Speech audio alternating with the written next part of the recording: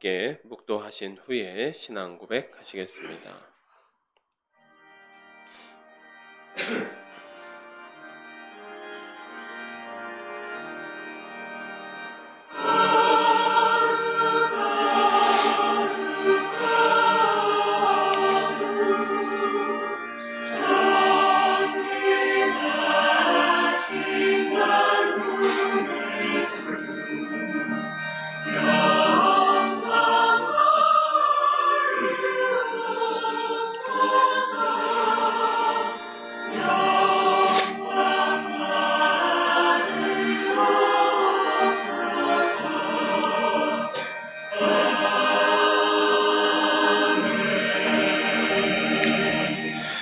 전능하사 천지를 만드신 하나님 아버지를 내가 믿사오며 그 외아들 우리 주 예수 그리스도를 믿사오니 이는 성령으로 잉태하사 동정녀 마리아에게 나시고 본디오 빌라도에게 고난을 받으사 십자가에 못 박혀 죽으시고 장사한 지 사흘 만에 죽은 자 가운데서 다시 살아나시며 하늘에 오르사 전능하신 하나님 우편에 앉아 계시다가 때로로서 산자와 죽은 자를 심판하러 오시리라.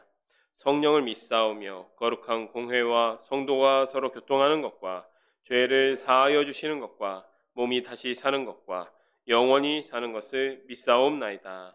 아멘. 이 시간 242장 찬송하시겠습니다.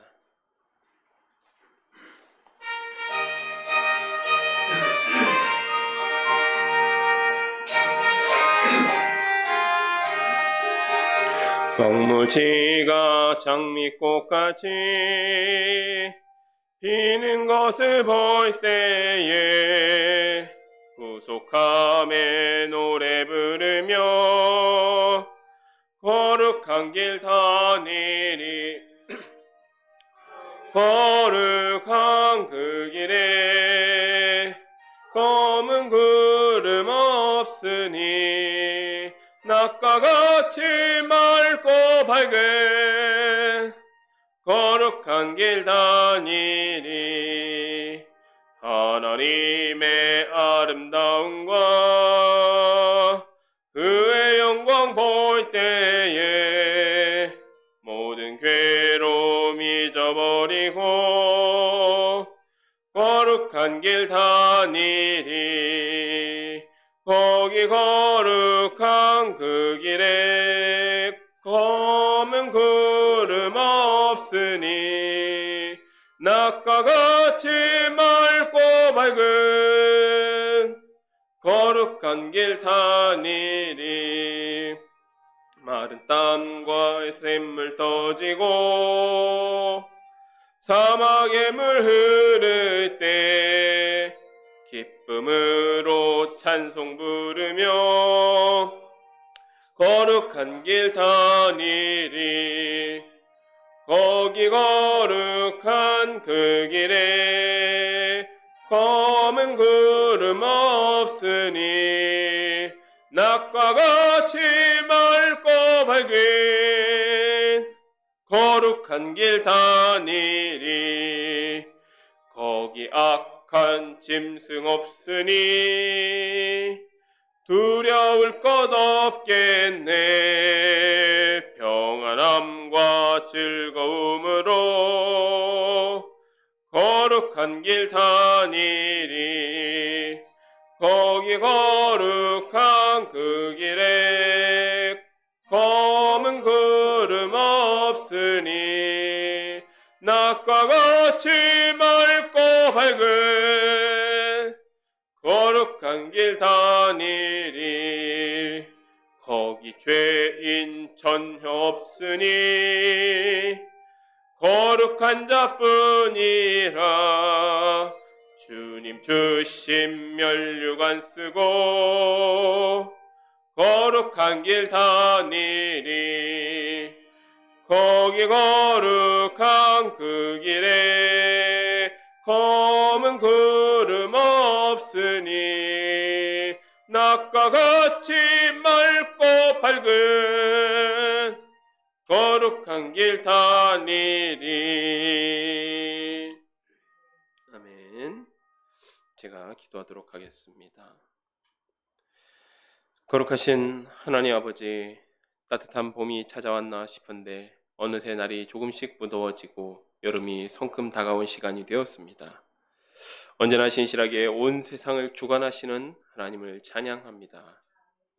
우리 자격 없는 자들을 예배의 자리에 불러주시고 창조주 하나님을 찬양하게 하셨습니다. 우리에게 구원의 은혜를 베풀어 주신 하나님께 마땅히 돌려드려야 되는 예배이지만 기뻐받아 주시고 우리 연약한 자들에게도 늘 은혜와 자비로 함께하여 주시옵소서. 하나님, 이 나라의 지도자를 뽑는 시기입니다. 세상은 여전히 시끄럽고 혼란스럽습니다. 사람들은 제 지혜를 뽐내기 바쁘고 자기 목소리를 높일 줄만 알지 창조주 하나님의 말씀에는 귀를 기울이지 않습니다. 그러나 말씀을 사모하는 저희에게는 지혜를 주셔서 선과 악을 분별하게 하시고 하나님 경외하는 마음을 주시기를 소원합니다. 또한 이 나라의 지도자도 하나님의 공의와 정의를 행하며 국민을 섬기는 마음을 지닌 지도자가 선출되게 하옵소서. 주님, 저희가 오전 시간부터 다니엘에게 환상으로 주신 계시의 말씀을 배우고 있습니다. 깨닫는 마음을 주셔서 하나님께서 들려주시고자 하는 말씀을 듣게 하시고 하나님의 관심에 저희의 관심도 갖게 하여 주시옵소서. 무엇보다 무수히 많은 나라가 뜨고 지는 중에도 그 모든 과정을 주관하시며 역사하신 하나님을 보게 하시고 하나님의 시선이 머무르는 하나님의 나라에 우리의 시선도 머무르기를 소원합니다. 저희가 천국에 대한 소망을 가지고 살아가게 하옵소서. 오늘도 우리의 예배를 받아주실 하나님을 찬양하오며 예수님의 이름으로 기도합니다. 아멘.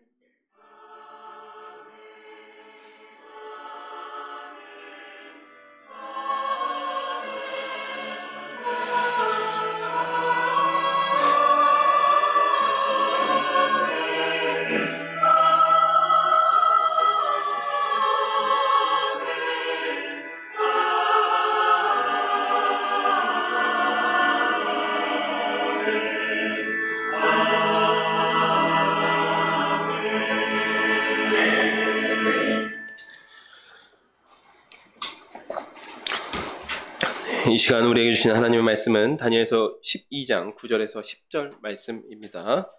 구약성경 1256페이지에 있습니다. 다니엘서 12장 9절에서 10절 말씀입니다.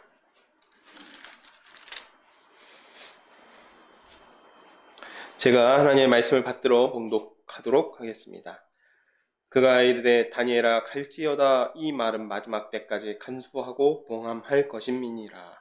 많은 사람이 연단을 받아 스스로 정결하게 하며 희게 할 것이나 악한 사람은 악을 행하리니 악한 자는 아무것도 깨닫지 못하되 오직 지혜 있는 자는 깨달으리라. 아멘. 네, 저희가 오전 시간에 이스라엘 민족을 향한 다니엘의 기도와 하나님의 응답을 살펴보았습니다. 이 다니엘의 기도의 바탕에는 이 하나님의 언약이 있습니다. 하나님의 언약이 있습니다. 언약을 배신한 이스라엘 백성에 대한 회개와 또 그들이 받은 징계, 바벨론의 포로, 나라가 망하는 징계 역시 하나님의 언약을 바탕으로 한 징계임을 고백합니다. 또한 이스라엘의 공의, 이스라엘이 무엇을 잘해서가 아니라 오직 그 언약을 바탕으로 이스라엘이 징계를 받고 망한 것이기 때문에 하나님의 긍휼하심과 자비에 기대어서 이스라엘을 회복시켜 주시기를 기도합니다. 이에 대한 하나님의 응답은 이스라엘이 회복될 때가 오기는 하지만 궁극적으로는 성자 하나님께서 이 땅에 오셔야지만 그가 구하는 일들이 이루어질 것임을 알려주십니다. 또한 힛데겔 강가의 그 환상을 통해서 앞으로 올 세대의 역사에 대한 예언의 말씀을 주십니다. 이 예언에서는 이 페르시아의 시대가 가고 저물고 나면 새롭게 세워질 헬라 제국에 이스라엘 백성들의 자리가 없다는 것이죠. 결국 이스라엘 백성이 이 거대한 흐름에 휩쓸려서 이리저리 흔들리는 갈대 같은 그런 모습이 됩니다. 예. 사실 그래서 뭐 이렇게 셀류커스 왕조에 붙었다가 나중에는 그 셀류커스 왕조에 반대하는 독립 전쟁을 일으키기도 하고 뭐 그렇게 됩니다. 이 오후에는 이어서 11장에 마저 20절부터 마저 이제 볼 건데 사실 다니엘에게는 굉장히 고통스러운 예언으로 보입니다. 왜냐하면 이 적그리스도의 예표라고도 소개된 인물이 있었죠. 안티오코스 4세 에피파네스라고 했습니다. 이러한 인물이 예루살렘의 폭정을 행하는 모습들이 담겨 있습니다. 예루살렘 가운데 엄청난 피가 흐르고 이스라엘 백성이 고통을 당하게 됩니다. 이는 말라기 선지자 이후 포로 귀환 공동체가 끝내는 형식주의 신앙으로 타락하게 되죠. 이제 이후에 천천히 또 살펴볼 것입니다. 그런 것에 대한 하나님의 징계이기도 합니다. 그런 부분이 없지 않습니다. 분명히 있습니다. 하지만 결국에는 종국사적 종말의 때에 말할 수 없는 핍박 가운데 성도에게 구원을 주시는 구원의 하나님을 바라보게 하는 그런 예언의 말씀이기도 합니다. 11장 20절부터 살펴보도록 하겠습니다. 20절부터 조금 길긴 한데 45절까지 한 번에 11장 전체적으로 보도록 하겠습니다. 그 왕위를 이을 자가 압제자를 그 나라의 아름다운 곳으로 두루 다니게 할 것이니 그는 분노함이나 싸움이 없이 몇 날이 못되어 망할 것이요 또 그의 왕위를 이을 자는 한 비천한 사람이라. 여기 이 비천한 사람이 안티오코스 에피파네스입니다. 한 비천한 사람이라 나라의 영광을 그에게 주지 아니할 것이나 그가 평안한 때를 타서 속임수로 그 날을 얻을 것이며 넘치는 물 같은 군대가 그에게 넘침으로 말미암아 패할 것이요 동맹한 왕도 그렇게 될 것이며 그와 약조한 후에 그는 거짓을 행하여 올라올 것이요 소수의 백성을 가지고 세력을 얻을 것이며 그가 평안한 때에 그 지방의 가장 기름진 곳에 들어와서 그의 조상들과 그 조상들의 조상이 행하지 못하던 것들을 행할 것이요 그는 노력하고 탈취한 재물을 무리에게 흩어주며 계략을 세워 얼마 동안 산성들을 칠 것인데 때가 이르기까지 그리하리라. 그가 그의 힘을 떨치며 용기를 다하여 큰 군대를 거느리고 남방왕을 칠 것이요 남방왕도 심히 크고 강한 군대를 거느리고 맞아 싸울 것이나 능히 당하지 못하리니 이는 그들이 계략을 세워 그를 침이니라. 그의 음식을 먹는 자들이 그를 멸하리니 그의 군대가 흩어질 것이요 많은 사람이 엎드러져 죽으리라. 이 두 왕이 마음에 서로 해하고자 하여 한 밥상에 앉았을 때에 거짓말을 할 것이라. 일이 형통하지 못하리니 이는 아직 때가 이르지 아니하였으므로 그 일이 이루어지지 아니할 것임이니라. 북방왕은 많은 재물을 가지고 본국으로 돌아가리니 그는 마음으로 거룩한 언약을 거스리며 자기 마음대로 행하고 본토로 돌아갈 것이며. 여기가 이제 1차 예루살렘 침공을 이야기합니다. 28절이 작정된 기한에 그가 다시 나와서 남방에 이를 것이나 이번에는 그 전번만 못하리니 이는 기띔의 배들이 이르러 그를 칠 것임이라. 그가 낙심하고 돌아가면서 맺은 거룩한 언약에 분노하였고. 여기 지금부터는 이제 2차 예루살렘 침공을 의미합니다.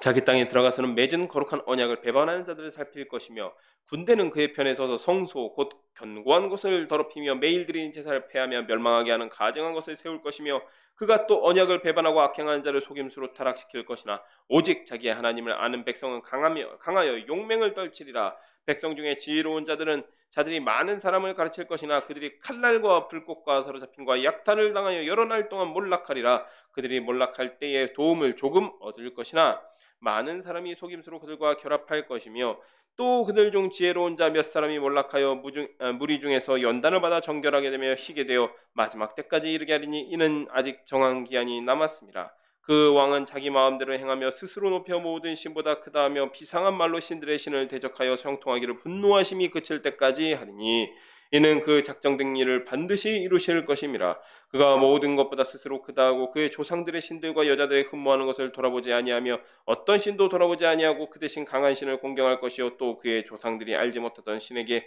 금, 은, 보석과 보물을 들여 공경할 것이며 그는 이방 신을 힘입어 크고 견고한 산성들을 점령할 것이요 무릇 그를 안다 하는 자에게는 영광을 더하여 여러 백성을 다스리게도 하며 그에게서 뇌물을 받고 땅을 나눠주기도 하리라.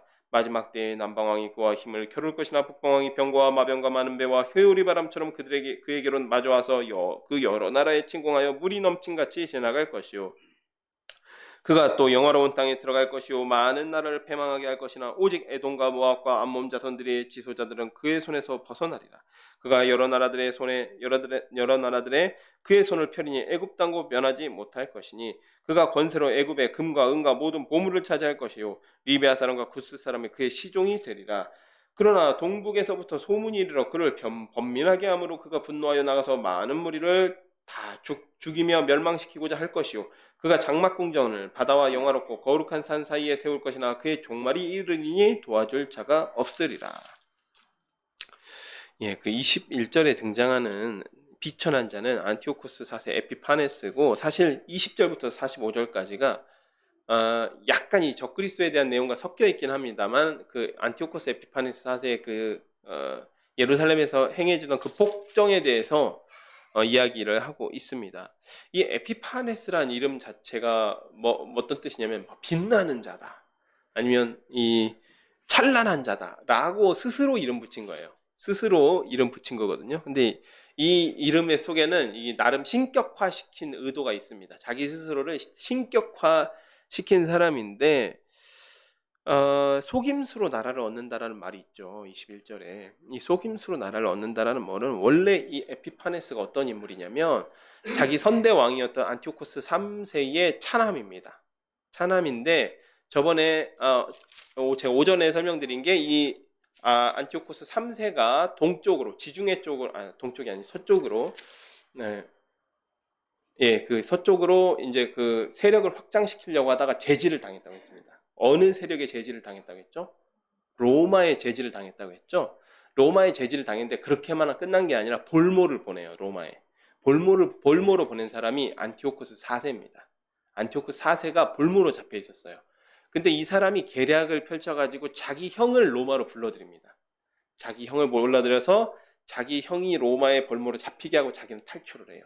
그리고 자기 형의 아들, 조카가 왕에 올랐을 때에 그 조카를 죽이고 자기가 왕이 된 인물이 안티오코스 4세 에피파네스입니다. 그러니까 사실 이 성경의 표현이 정확합니다. 어떠냐면 정말 비천하고 비열하고 그런 인물이 이 에피파네스라는 인물이었거든요. 굉장히 또 심지어는 상당히 성격이 비틀려 있어가지고 잔혹한 인물이기도 했습니다. 예, 27절까지는 이 안티오코스 에피파네스와 안티오코스 4세와 톨레미 6세 간의 전쟁에 대한 부분입니다. 톨레미 6세는 이제 톨레미 5세의 아들인데 이 전쟁에서 셀류코스 왕조가 톨레미 왕조를 압도하다가 강화 조약을 맺어요. 그러니까 이 톨레미 6세는 어떤 인물이냐면 톨레미 5세가 아까 안티오코스 3세의 딸과 결혼했다고 했죠. 그 사이에서 나온 아들입니다. 그런데 여기서 강화조약을 맺는데 이 강화조약을 맺을 때 그렇게 되면 이 에피파네스라는 인물은 톨레미 6세의 외삼촌이죠. 족보상으로는 외삼촌입니다. 자기 누이가 톨레미 6세의 어머니였으니까 족보상으로는 외삼촌이에요. 톨레미 6세와 안티오코스 4세는 이제 삼촌 관계인데 이 강화조약을 맺을 때에 톨레미 6세가 나중에 조약을 파기합니다. 그런데 24절에 안티오코스 에피파네스가 그러니까 그걸 이제 명분으로 해서 애굽 땅을 쳐들어간 거죠. 그리고 그 조상들이 얻지 못했던 뭐 그런 일을 이룬다 그 이야기는 원래는 셀류코스 왕조랑 톨레미 왕조가 전쟁을 할 때 항상 그냥 전쟁만 열심히 들이붙었지 셀류코스 왕조가 애굽의 톨레미 왕조를 압도한 적이 없었어요. 그런데 이 에피파네스 때에 가서야 애굽 땅들을 이 셀류커스 왕조가 정복하고 막 전리품도 탈취해오고 약탈해오고 이런 나름의 상당한 이제 전과를 올리게 됩니다. 근데 그 원인 중에 하나는 26절에 보면 톨레미의 측근들이 왕을 좀 배신했다 이런 내용이 나옵니다. 그의 상에서 먹었던 사람이 음식을 먹던 사람이 그를 멸한다라는 내용은 톨레미의 측근들이 톨레미 6세를 배신했다라는 내용이에요. 자, 그런데 그래서 전쟁의 결과 톨레미 6세가 포로로 잡힙니다. 포로로 잡혀요. 그런데 이 에피파네스가 이 톨레미 6세가 자기 외족하기 때문에 톨레미 6세에 그래서 이 두 왕이 강화 협상을 하면서 서로를 이용하기 위해서 서로 속입니다. 서로 속여요. 그래서 어떤 일이 있었냐면 자, 보세요. 지금 이제 전쟁을 합니다. 전쟁을 하는데 왕이 포로로 잡혔어요. 그럼 어떻게 해야 됩니까? 왕이 포로로 잡히면 어떻게 하죠? 재밌는 일이 실제 중국에 이런 역사가 있었습니다. 이거를 명나라 때 있었던 일인데 이 애굽에서도 똑같이 일어납니다. 이게 토문의 변이라고 해요. 토문의 변이라고 하는 굉장히 유명한 세계사적 사건인데 명나라 황제가 주제 파악을 못하고 이제 군대를 이끌고 친정을 나가요. 오랑캐를 자기가 직접 정벌하겠다. 근데 이게 박살이 나버립니다. 그래가지고 포로로 잡혀요. 명나라 황제가. 황제 체면에 포로로 잡혔잖아요. 그러니까 명나라 조정이 어떻게 했을까요? 새로운 황제를 세웠습니다. 이게 황제 체면이 말이 아니지 않습니까? 그러니까 새로운 황제를 세웁니다. 새로운 황제를 세우고, 그러니까 나중에는 이 사람들도 이 황제가 의미가 없어진 거예요. 인질로서 가치가 없어지니까 그냥 풀어줘 버립니다. 풀어져 버리니까 이 명나라 황제가 상황이 되고, 새로운 황제가 옹립되는 그런 역사가 일어났는데, 애굽에서도 비슷한 일이 일어났습니다. 애굽에서도 톨레미 6세가 잡히니까 이 신하들이 어떻게 했냐면 톨레미 6세의 동생을 왕으로 세웁니다. 네, 그러니까 이 에피파네스가 그러면 내가 여기서 톨레미를 풀어주면 이 사람이 왕국으로 돌아가서 애굽으로 돌아가서 내전이 나겠구나 해서 풀어주는데, 결과적으로 어떻게 되냐면 형과 동생이 손을 잡고 셀류커스 왕조에 대항을 합니다. 그러니까 서로 속이려고 했다라는 것이지요. 네, 그런데 결국 여기서 중요한 내용은 28절의 내용입니다. 이스라엘 백성에게는 28절 내용이 굉장히 중요한데요. 애굽을 정벌한 후에 안티오코스 에피파네스가 본국으로 돌아가면서 예루살렘을 침공합니다. 근데 왜, 제가 근데 앞에 오전에 여러분 기억하시겠지만 안티오코스 3세 시대에 이미 예루살렘은 이 셀류코스 왕조의 영향권 안에 들어와 있었다고 했죠. 그러니까 자기 식민지나 다름없는데 왜 굳이 예루살렘을 침공했을까요? 여기에 이제 역사적인 배경이 있습니다. 뭐냐면 이 야손이라는 인물 때문이에요. 야손이라는 인물이 제사장 가문의 출신입니다. 근데 이 인물을 제가 잠깐 지난주에 설명한 적이 있는데, 이 인물이 어떤 인물이냐면 굉장히 정치적이에요. 제사장 가문 출신인데도 굉장히 정치적 야심이 많고, 심지어는 상당히 수완도 있었던 인물입니다. 그러다 보니까 자기 형이 대제사장이었거든요. 그런데 이 안티오코스 에피파네스에게 뇌물을 바치고 자기를 대제사장직에 임명해달라고 부탁을 합니다. 그러면서 어떤 일을 하면, 그러면 당신 정책, 에피파네스의 정책이 뭐였냐면 헬라화 정책, 헬레니즘 정책을 펼쳤어요. 그래서 모든 정복지를 헬라화 시키겠다. 이런 정책에 적극적으로 내가 동참하겠다. 그러니까 이 에피파네스가 야손이라는 인물을 대제사장으로 임명합니다. 근데 정말 재밌는 사실이 뭐냐면 그 일을 보고 누군가가 똑같은 짓을 합니다. 더 많은 뇌물을 바치고, 멜라니오스라는 인물이, 심지어 이 사람은 베냐민 지파 출신이거든요. 제사장으로 임명될 수가 없는 인물입니다. 그런데 더 많은 재물을 바치고 뇌물을 바치고 이 사람이 대제사장으로 임명이 돼요. 야손은 그냥 낙동강 오리알이 된 거죠. 그런데 어떤 이 사람이 이제 이 에피파네스가 애굽으로 원정을 떠나니까 이 야손이 반란을 일으켜가지고 이 멜라니오스를 제거하고 예루살렘을 함락시킨 겁니다.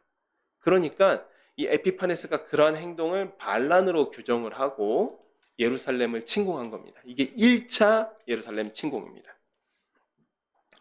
그러니까 이 야손이라는 인물은 참 독특한 인물이죠. 매국노이기도 하면서 정치적 야심이 엄청나게 큰 인물입니다. 멜라니우스가 아니라 메넬라우스라는 인물이 있었습니다. 그런데 결국 이 에피파네스가 애굽에서 많은 전리품을 얻고 본국으로 돌아가던 중에 간단하게 예루살렘을 함락시키면서 유대인 8,000명을 죽였다라는 기록이 있습니다. 그리고 성전을 약탈합니다. 문제는 결국 에피파네스가 이 일을 반란으로 규정하면서 아주 강제적으로 헬레니즘 정책, 그러니까 유대인에 대해서 강제적으로 헬라화 시키는 정책을 펼쳤다는 겁니다. 그러니까 이미 유대 사회가 부글부글 끓고 있는 상황인 것이죠. 그러는 중에 29절에 에피파네스의 세 번째 애국 원정이 나옵니다. 29절은 에피파네스가 세 번째로 애국 원정을 떠난 건데, 지난주에 역시 말씀드린 것처럼 로마의 장군이 이미 애굽에 도착해 있었어요. 톨레미 왕조에 도착해 있었어요. 그래서 30절에 보면 기띔의 베들이라고 했죠. 이 기띔이라는 장소는 지금으로 치면 이제 키프러스 혹은 사이프러스 섬을 이야기해요. 지중해 사이프러스 섬인데, 이 사이프러스의 베들이라는 말은 로마 해군을 이야기합니다. 로마 해군이에요. 그러니까 이미 로마가 대함대를 이끌고 가서 애굽을 사실상 지원한다라는 명목으로 거의 수중에 넣고 있는 상태에서 뒤늦게 에피파네스가 도착한 겁니다. 그러니까 이 로마의 라에나스라는 장군이 함대를 이끌고 와서 로마 원로원의 명령서를 딱 내밀면서, 그래도 상대방이 왕인데 철수하라고 명령을 내립니다. 그러니까 에피파네스가 이제 좀 나름 이제 좀 강한 자에게는 약하고 약한 자에게는 강한 인물인데 이런 명령서를 들이미니까 이제 주저주저 하는 겁니다. 그러니까 이 라이나스라는 인물이 원을 하나 딱 그려줬다고 했어요. 라이나스의 원이라고 하는 원 하나 딱 그려주고 당신 철수하기로 결정하기 전에 그 원 밖으로 나오면 처형해버리겠다. 왕에게. 이렇게 이야기하니까 에피파네스가 조용히 군대를 이끌고 돌아갑니다. 자존심 상했잖아요. 그러니까 분풀이로 예루살렘을 두 번째로 침공해버립니다. 이게 30절 그가 낙심하고 돌아가면서 라는 표현이 그래서 나오는 거예요. 완전 자존심을 구겨버린 것이죠. 30절에서 32절은 에피파네스의 예루살렘 2차 침공에 대한 내용입니다. 그 당시 에피파네스가 그의 군대 에피파네스와 그의 군대가 예루살렘에서 저지른 그 폐악질은 상상을 초월하는 것이에요. 성전에 제우스 신상을 세우고 제사를 폐하고 돼지피로 제우스 신상의 제사를 지내고 율법을 폐합니다. 또 아기가 할례를 받으면 남자아이는 죽이고 혹은 부모와 함께 아이를 죽여버리는 경우도 있었습니다. 또 어떤 역사서에 따르면 이렇게 어떤 역사서에 따르면 이제 할례 받은 아이를 죽여서 부모 목에 걸고 다니게 했다. 뭐 이런 잔혹한 짓을 쉼없이 행했던 인물이 에피파네스였습니다. 근데 이러한 유대인들 중에도 에피파네스에게 좀 들러붙어서 친일파 같은 인물들이죠. 그래서 좀 부귀 영화를 누리고자 했던 인물들도 있었던 반면 또 어떤 경건주의자들은 도저히 이걸 받아들일 수가 없는 거죠. 그러니까 이 독립운동을 준비합니다. 그랬던 인물 중에 하나가 마따디아의 아들이 있었어요. 마따디아의 아들들, 세 아들들이 있었는데 유다, 요나단, 시몬 요 세 아들이 있었습니다. 특히 이 유다 같은 경우에는 철퇴를 잘 썼다고 해요. 이게 정확하게 철퇴인지 망치인지는 알 수가 없는데 이 철퇴를 잘 썼다고 합니다. 그래서 이 철퇴를 뜻하는 마카비라는 말로 그를 별명으로 불렀던 거죠. 유다 마카비. 그래서 이들이 게릴라 전술로 셀류커스 왕조의 군대에 대응해서 무장투쟁을 합니다. 그래서 결정적인 사건이 있었는데 에피파네스가 그러니까 진압군을 보냈는데 이 군대가 진압군을 박살내버려요. 진압군을 박살내버립니다. 그리고 세운 왕조가 이른바 하스몬 왕조, 하스모니아 왕조라는 예수님 오시기 직전까지 잠깐 독립국가를 유지했던 그 하스몬 왕조를 세웁니다. 네.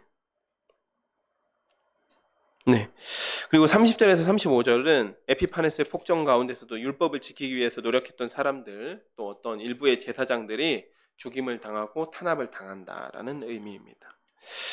그리고 36절에 그 왕은 이중적인 의미가 있어요. 1차적으로는 에피파네스를 가리키고 있지만 적그리스도를 상징하기도 합니다. 그래서 일반적으로 36절에서 45절까지를 좀 복합적인 예언으로 봅니다.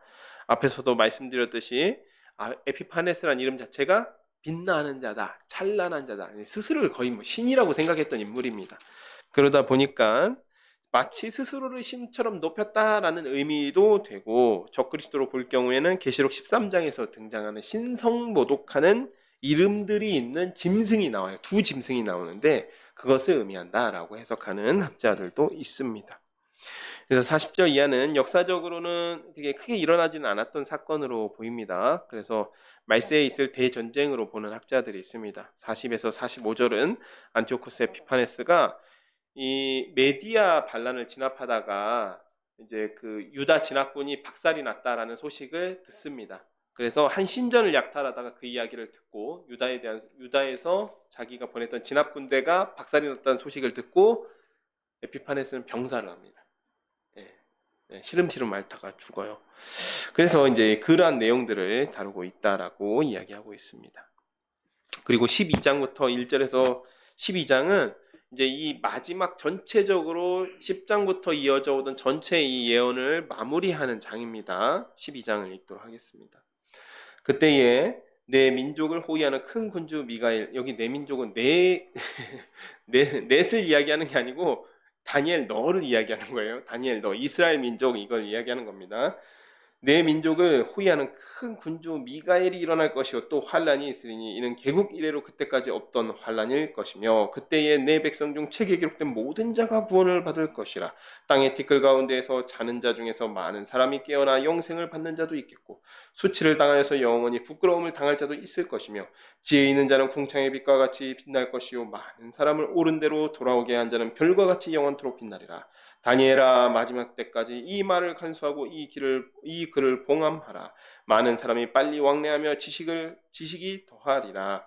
나 다니엘이 본즉 다른 두 사람이 있어 하나는 강 이쪽 언덕에 섰고 하나는 강 저쪽 언덕에 섰더니 그 중에 하나가 세마포 옷을 입은 자 곧 강 위쪽에 있는 자에게 이르되 이 놀라운 일의 끝이 어느 때까지냐 하더라. 내가 들은즉 그 세마포 옷을 입고 강물 위쪽에 있는 자가 자기의 좌우 손을 들어 하늘을 향하여 영원히 살아계시는 이를 가리켜 맹세하여 이르되 반드시 한때 두때 반때를 지나서 성도의 권세가 다 깨지기까지이니 그렇게 되면 이 모든 일이 다 끝나리라 하더라. 내가 듣고도 깨닫지 못한지라. 내가 이르되 내 주여 이 모든 일의 결국이 어떠하겠나이까 하니 그가 이르되 다니엘아 갈지어다 이 말은 마지막 때까지 간수하고 봉함할 것임이니라. 많은 사람이 연단을 받아 스스로 정결하게 하며 희게 할 것이나 악한 사람을 악을 행하리니 악한 자는 아무것도 깨닫지 못하되 오직 지혜 있는 자는 깨달으리라. 매일 드리는 제사를 폐하며 멸망하게 할 가증한 것을 세울 때부터 1290일을 지날 것이요 기다려서 1335일까지 이르는 그 사람은 복이 있으리라. 너는 가서 마지막을 기다리라. 이는 내가 평안히 쉬다가 끝날에는 내 몫을 누릴 것입니다. 이 다니엘이 히데길 강가에서 온 환상의 마무리 부분입니다. 말세에 있을 환란으로 보고 있어요. 왜냐하면 1절에 이스라엘 개국 이래로 찾아볼 수 없는 환란이라고 이야기하고 있죠. 그래서 생명책에 기록된 사람들은 구원을 받습니다. 또 2절에 그때에 잠에서 깨어나 영생을 받는 자도 있겠고 이 에피파네스를 물리쳤다고 해서 갑자기 부활이 일어나진 않죠. 그래서 이 부분은 이제 예수님 오신 다음에 예수님께서 재림하신 후에 있을 부활로 봅니다. 영생을 받는 자도 있고 수치를 당해 영원히 부끄러움을 당할 사람도 있습니다. 여기서 잠에서 깬다는 것은 부활을 의미하죠. 4절 말씀은 다니엘에게 이 계시의 말씀을 꽁꽁 봉인시켜라 이 말이 아니에요. 이 봉함이 있어라 이 말은 마지막 때까지 잘 간직해라, 잘 전수하고 지켜라 이 말씀입니다. 마지막으로 이게 당부한 거죠. 그 다음에 5절에 원래 다니엘이 이 계시를 받을 때 히데길 강가에 있었습니다. 그래서 이 다시 강가를 보니 두 사람이 있었는데 한 사람은 강 이쪽 언덕에 한 사람은 강 저쪽 언덕에 서 있습니다. 한 천사가 세마포를 입은 분에게 계시의 끝을 묻자 한때 두때 반때를 지나 성도의 권세가 모조리 다 박살날 때 일어날 것이라고 말씀하십니다. 예.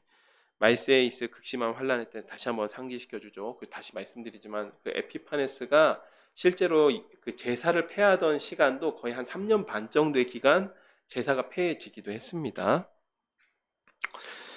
네. 그리고 10절에 말세에 지혜 있는 자는 스스로 정결하게 하여 환란을 이겨내지만 그렇지 않은 자들은 악을 행하다. 결국 그 세대에 함께 흐르면서 그 세대에 물들어 가다가 망하게 된다라는 것이죠. 대답을 하는 사람 그렇게 말씀을 하고 있습니다. 자, 11절과 12절 한때, 두때, 반때의 환란, 그러니까 일정 기간이죠. 그래서 3년 반 기간을 견딘 사람은 구원을 받는 복이 있습니다.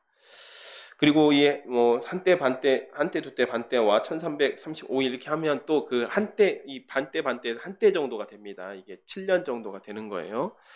그래서 이렇게 다니엘서가 이렇게 끝이 납니다. 네. 다니엘서가 이렇게 끝이 나요. 근데 7장 이후부터는 이 예언의 원근성 때문에 다니엘 이후에 역사적으로 전개될 미래에 대한 예언, 그 다음에 종말에 대한 예언이 좀 섞여 있는 경우가 있습니다. 섞여 있어서 조금 잘못 풀었다가 일부 이제 세대주의적 학자들이 이거 적그리스도가 나오지 않냐 해서 이걸 전체적으로 종말에 대한 계시로 해석하는 경우가 있는데 좀 위험합니다. 위험해요. 그래서 일부 세대주의적인 학자들이 그렇게 해석을 했는데 지금은 그런 이제 의견들이 많이 이제 도태가 됐습니다. 많이 사라지고 그때 당시 역사적인 해석으로 하는 경우가 훨씬 더 많습니다. 네. 그래서 이 종말에 대해서는 따로 저희가 조금 더 명확하고 분명하게 들어가 있는 책이 있습니다. 왜냐하면 계시록이 있죠. 이때까지는 아직 예수님도 오시지 않을 시점이기 때문에 마구잡이로 이렇게 좀 섞여 있습니다. 예수님 오시기 전의 일도 있고, 예수님이 오셔야 이루어질 일도 있고, 예수님 오신 후에 일어날 일도 있습니다. 마구잡이로 섞여 있기 때문에 좀 이렇게 억지로 풀다가 좀 과도한 해석을 낳는 경우가 많았는데, 계시록은 확실하게 초대교회가 세워진 이후부터의 이야기를 다루고 있기 때문에 훨씬 더 이 종말에 대해서는 좀 더 분명하게 계시하고 계신 거예요. 묵시 아닙니다. 묵시는 아는 사람들은 알게, 모르는 사람 모르게 하는 거고, 계시는 밝히 드러나서 보여주는 걸 계시라고 합니다. 그래서 나중에 종말에 대한 이야기는 좀 더 계시록까지 가서 저희가 조금 더 심도 있게 다뤄보도록 하는 것이 좋을 것 같습니다. 예. 사랑하는 샬롬 가족 여러분, 이 다니엘서를 마치면서 하나님께서 다니엘을 통해서 처음부터 끝까지 일관되게 말씀하시는 것을 알 수 있습니다. 이스라엘 백성들에게 전하는 메시지는 우상 아무것도 아니다. 우상 두라 평원에 그 두라 평원에 느부갓네살이 세운 그 큰 신상이든 메대 나라의 다리오 왕이든 그거 아무것도 아니야. 그렇다면 진정한 참신이 누구이냐? 살아있는 오직 유일하신 참신이 누구이냐? 바로 나 여호와 하나님이다 라는 것을 지금 가르쳐 주시는 것입니다. 그리고 그 외에도 유다의 멸망에 대한 그렇게 말씀하신 이유는 유다의 멸망의 가장 큰 원인이 우상 숭배였기 때문이죠. 가장 큰 원인이 우상 숭배였기 때문에 야, 그 우상 아무것도 아니야. 그리고 내가 있으면 그 우상 앞에서 절하지 않고 그 우상에게 잘 보이려 노력하지 않아도 내가 너희를 지켜줄 수 있다. 내가 너희를 형통하게 할 수 있다라는 것들을 보여주신 것이죠. 그리고 그 이후에 이 세상의 역사의 주관자가 하나님이심을 말씀하십니다. 세상의 패권을 가진 나라가 여러 뜨고 졌지만 그 모든 역사 가운데 하나님께서 개입하고 계시다는 사실을 드러납니다. 그래서 우리 오전 시간에 배웠지만 천사가 와서 무슨 얘기합니까? 다리오 원년에도 이런 일이 있었다. 즉 바벨론이 망할 때도 사실 그건 역시도 그 배후에는 영적인 전쟁이 있었고 하나님의 주관하심이 있었다. 마찬가지로 페르시아가 헬라 제국으로 패권이 바뀔 때도 그 뒤에 누가 계시다? 하나님께서 계시다. 그리고 하나님께서 그 영적 전쟁을 통해서 그 역사를 이끌어 가신다라는 것을 말씀하고 있습니다.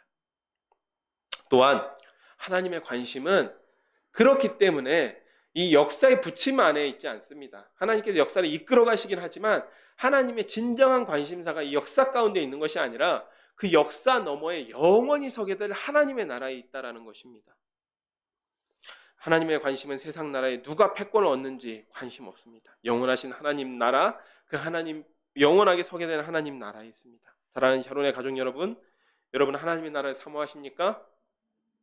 네, 아멘이실 줄로 믿습니다. 우리는 오늘 본 다니엘서와 계시록의 모든 환난을 이겨내고 가는 나라가 하나님의 나라라고 생각하고 있습니다. 우리 천국 가기를 소망하죠? 그런데 그것만이 하나님의 나라는 아닙니다. 그것만이 하나님의 나라는 아닙니다. 왜냐하면 하나님의 나라는 예수 그리스도가 이 땅에 오시면서 사실 이미 하나님의 나라가 시작되었습니다.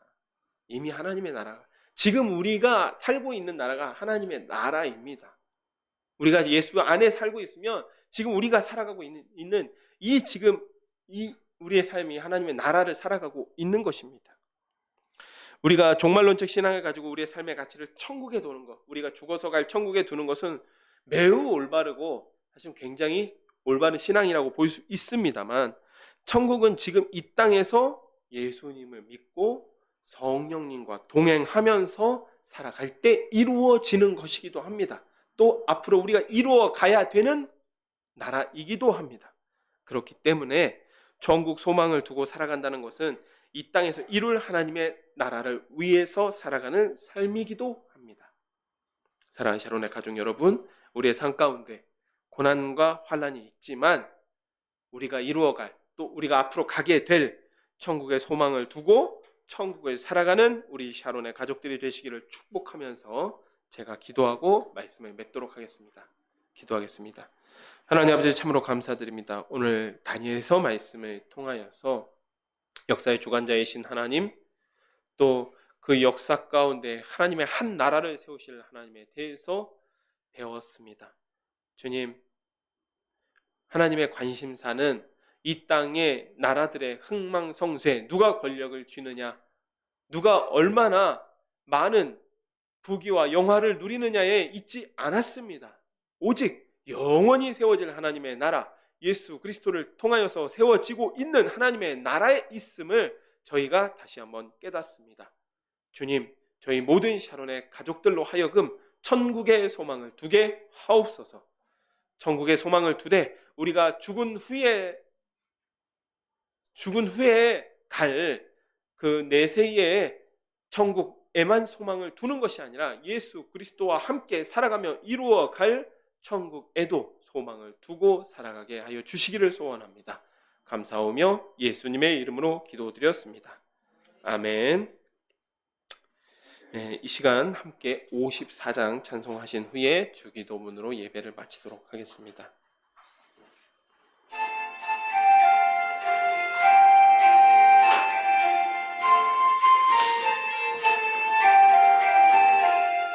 주여 복을 구하오니 편히 가게 하시고 사람마다 준혜로 이기도록 하시고 광야 같은 세상에서 항상 인도하소서. 주의 복된 말씀 듣고 무한 감사합니다. 구원받은 주의 성도 열매 맺게 하시며 하나님이 우리 함께 항상 계시옵소서. 아멘.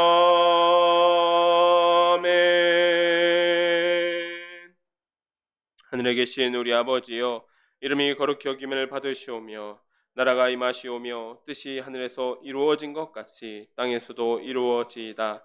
오늘 우리에게 일용할 양식을 주시옵고 우리가 우리에게 죄 지은 자를 사하여 준 것 같이 우리의 죄를 사하여 주시옵고 우리를 시험에 들게 하지 마시옵고 다만 악에서 구하시옵소서.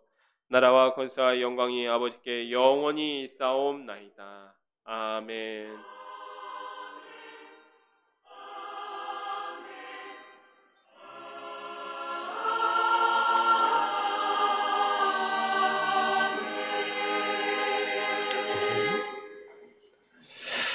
네, 예배 마쳤습니다. 하나님께 영광과 감사의 박수 올려드리겠습니다.